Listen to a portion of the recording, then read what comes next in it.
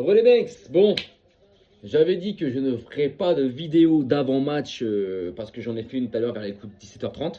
J'avais dit que je ne referais pas de vidéo avant le match. Bon, obligé, la compo elle est tombée, donc il est 19h57, la compo est tombée et concrètement,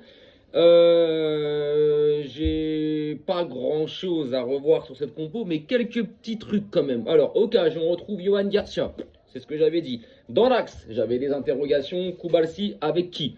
Donc il y aura Koubalsi, ok, ça sera avec Araujo. Ok, pourquoi encore une fois? Parce que Eric Garcia ne sera pas dans l'axe dans la défense, il va monter au milieu de terrain. Sur les côtés, Baldé, Koundé, ok, voilà. Au milieu de terrain, donc on retrouve Eric Garcia dans le même rôle et le même poste qu'il a eu ce week-end contre Bilbao. Sors-nous le même match, frérot. Sors-nous le même match. Grosse perf que tu as fait. Donc sur ça, je suis la logique de Flink.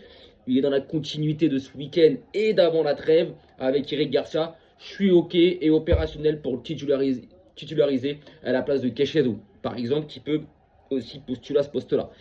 À côté de lui, il y aura Frenkie de Jong. Voilà, donc Frenkie de Jong, il n'y a pas de souci, c'est titulaire indiscutable. Ce week-end, il était juste suspendu.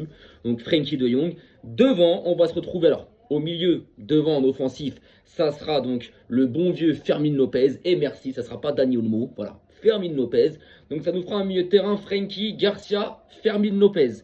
Sur les côtés, donc il y aura Lamine sur son côté droit. Ok, ça je l'avais dit, c'était normal. Lewandowski dans l'axe, il n'y a pas de souci, c'est totalement logique.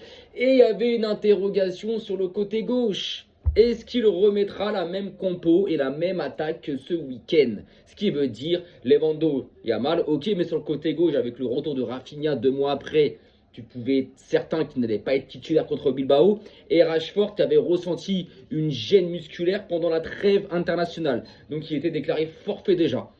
Et il avait mis Ferran Torres. Et bah voilà, il a mis Ferran Torres sur le côté gauche de l'attaque. Concrètement, ça me... je suis pas emballé. Pourquoi? Alors, les gens ils vont peut-être... Faut pas me tomber dessus. Oui, Ferran Torres, décisif pas mal de fois cette année, même l'année dernière. Et encore double buteur ce week-end contre Bilbao.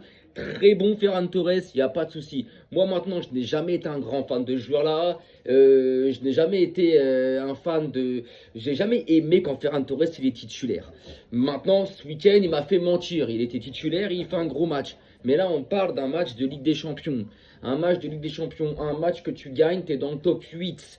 Ça veut dire ce match-là, tu gagnes, tu es dans le top 8. Ça ne t'assure pas de finir dans le top 8 parce que derrière, il te reste encore 3 matchs. Mais d'être dans le top 8, ça te permet que tous les matchs retour de la phase à élimination directe, tu les joues à la maison, gros. Et ça, c'est important. Donc, Ferran Torres. Alors, Flink, sur ça, j'apprécie le côté précaution. Faire attention au retour des joueurs qui ont été blessés de longue durée. Parce que c'est vrai que Rafinha a été blessé 2 mois quand même. Je suis d'accord. Mais moi, je sais pas. Je l'aurais. Ou au pire, t'as Rashford. Rashford, c'était juste une gêne musculaire. Ce soir, il peut jouer parce que Rashford, est-ce qu'il est sur la compo de match? Je vais aller voir ça parce que je suis même pas. Est-ce que Rashford est sur la compo des matchs? La compo du. Sur la feuille de match, les mecs. Tac, tac, tac, tac, tac, tac, tac. Oui, il y est. Il y est. Donc, tu vois, c'est. Ça me gêne. C'est. Moi, j'aurais envoyé un Rafinha ou un Rashford. Bah pour moi, ça court plus vite que Ferran, c'est plus technique, ça provoque plus. Rafinha, je ne veux pas refaire ses avantages, hein, c'est exceptionnel ce mec-là. Mais voilà où ça bloque pour moi, c'est cette titularisation de Ferran Torres sur le flanc gauche de l'attaque. Alors que moi, j'aurais mis concrètement, je m'écoute. Oui, le côté précaution, faut faire attention, faut... Ok, mais à un moment donné, c'est la LDC. Rafinha, il est déjà à 100% depuis quelques semaines avec sa récupération. On sait qu'il est apte, il n'y a pas de souci. Envoie-le, envoie-le. Ça veut dire, t'attends quoi en fait? T'attends peut-être d'être tranquille en termes de score pour le Barça et de le faire entrer en fin de match, ou t'attends d'être mené, qu'il reste 20 minutes, que tu es au bord du précipice. Alors, tu ne seras pas au bord du précipice, quoi qu'il arrive, on sera au rendez-vous des huitièmes. Mais, t'attends ce moment-là d'inquiétude pour peut-être lancer Rafinha? Non, je sais pas, donc c'est... Voilà. Et de l'autre côté, l'autre côté, c'est costaud, les gars. C'est donc Robert Sanchez au gardien. Malo Gusto sur leur côté droit de la défense, Marc Cucurella sur leur côté gauche. C'est deux latéraux qui montent, les mecs.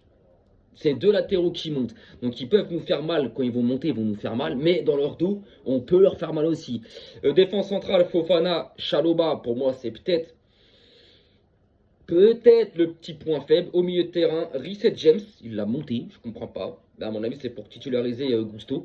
Reece James, Queijedo, Estevao, Fernandez, Garnacho et Pedro Neto. Je trouve que Chelsea a une composition exceptionnellement offensive. Je trouve que leur composition ce soir est offensive de malade. Cucurella, Malo Gusto, dans les couloirs, ça monte, c'est offensif. Défensivement, ce n'est pas les meilleurs. Attention à ça, Chelsea. Mais ça monte beaucoup, ça fait beaucoup d'appels, ça monte beaucoup dans le dos de leur milieu, de leurs ailiers. Et le milieu de terrain, Reece James, je pense qu'il va reprendre la place de Gusto.